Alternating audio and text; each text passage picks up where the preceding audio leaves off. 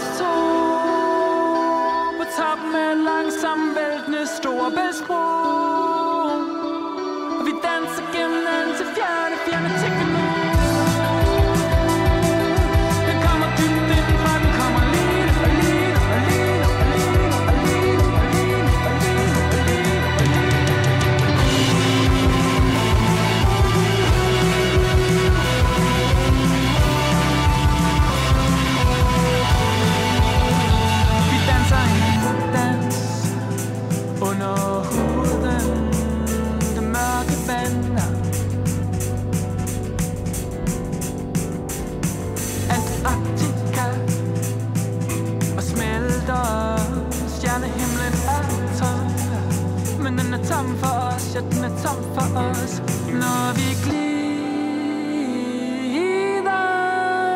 gennem lys fra forlygter. Når vi glider